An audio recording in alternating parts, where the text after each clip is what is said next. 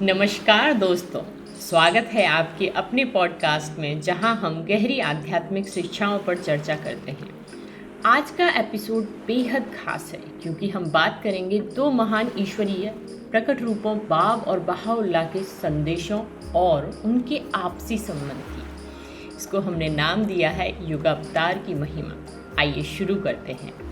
Bahaullah कहते हैं, जो तुम्हारे लिए उपयुक्त है वह है ईश्वर का प्रेम और उसका प्रेम जो ईश्वर के सार का प्रकट रूप है और उस सब का अनुपालन जो वह तुम्हारे लिए आदेशित करता है। काश तुम इसे जान पाते। ये शब्द न केवल ईश्वर के प्रेम की महिमा का वर्णन करते हैं बल्कि उस आदेश का पालन करने की महत्ता भी समझाते हैं जो ईश्वर ने हम सबके लिए निर्धारित किया है। बहाई धर्म के सिद्धांतों की जड़ें इन्हीं गहन शिक्षाओं में हैं। बहाई समुदाय के लोग मानते हैं कि बाब और बहाउल्लाह ईश्वर के प्रकट रूप या अवतार हैं। अब हम बाब और बहाउल्लाह के अद्भुत संबंध के बारे में बात करेंगे। बाब बहाउल्लाह से 2 वर्ष छोटे थे और दोनों अलग अलग नगरों में रहते थे। बाब शिराज में और बहाउल्लाह तेहरान में। दोनों नगर एक दूसरे से लगभग 500 किलोमीटर की दूरी पर हैं, लेकिन फिर भी बाब ने अपने अनुयायियों को साफ साफ स्पष्ट कर दिया था कि उनके बाद एक और महान ईश्वरीय अवतार प्रकट रूप आएगा। यह इतिहास में पहली बार हुआ कि एक प्रकट रूप ने अपने समकालीन दूसरे प्रकट रूप की भविष्यवाणी की हो। बाब एक स्वाधीन ईश्वरीय प्रकट रूप थे जिन्होंने बाबी धर्म की स्थापना की और नए विधान दिए। उनका आगमन ईश्वर के दिवस के प्रारंभ का संकेत था और वे मानवता को बहाउल्लाह के आगमन के लिए तैयार करने के लिए आए थे। बहाउल्लाह को बाब ने प्रकट रूपों के सम्राट और वह बिंदु जिसके चारों ओर सभी प्रकट रूपों की वास्तविकता परिक्रमा करती है के रूप में वर्णित किया है। बाब का मिशन था मानवता को इस परम दैवीय प्रकट रूप के आगमन के लिए तैयार करना।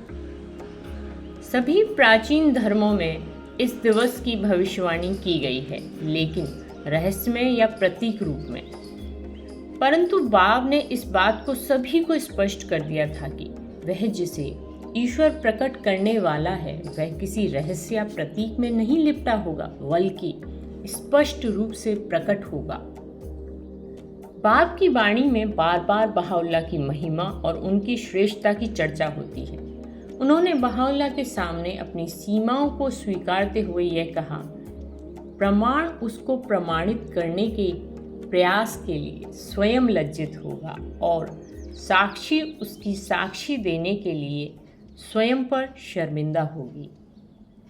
बाब के लेखों में यह स्पष्ट है कि बहाउल्लाह का पद और महिमा इतनी ऊंची थी कि कोई भी नश्वर मस्तिष्क उसको पूर्ण रूप से नहीं समझ सकता। चूंकि बाब स्वयं एक ईश्वरीय प्रकट रूप थे, इसलिए बाब को बहाउल्लाह के स्थान का सही ज्ञान था। ऐसा ज्ञान जो मानव की पहुंच से परे है। यही कारण है कि बहाउल्लाह का गुणगान करती हुई बाब की वाणी उन लोगों के मन मस्तिष्क को झटका देती है जिन्हें बहाउल्लाह के स्थान की उच्चता का पूर्ण ज्ञान नहीं है। बाब इसी महत्ता को दर्शाते हुए कहते हैं, मेरे बाद जो आएगा उसके लिए जितनी भी श्रद्धांजलियां मैंने अर्पित की हैं उनमें सबसे महान है मेरी लिखित स्वीकारोक्ति कि मेरा कोई भी शब्द उसका उपयुक्त वर्णन नहीं कर सकता है, ना ही मेरे ग्रंथ बयान में उसकी कोई चर्चा उसके धर्म के साथ न्याय कर सकती है। कितने गहन और मार्मिक शब्द हैं जो ईश्वर का एक प्रकट रूप दूसरे के स्थान को दर्शाने के लिए उपयोग कर रहा है। तो दोस्तों, यह था बाब और बहाउल्लाह के बीच का दिव्य संबंध और उनकी शिक्षाएं जो हमें एकता, प्रेम और सत्य के मार्ग पर चलने की प्रेरणा देती हैं। अगर आपको आज का एपिसोड पसंद आया हो तो इसे ज़रूर शेयर करें और हमारे अगले एपिसोड का इंतजार करें। तब तक ध्यान रखें, ईश्वर के प्रेम में मग्न हों, उसकी शिक्षाओं का पालन करें। धन्यवाद और नमस्कार।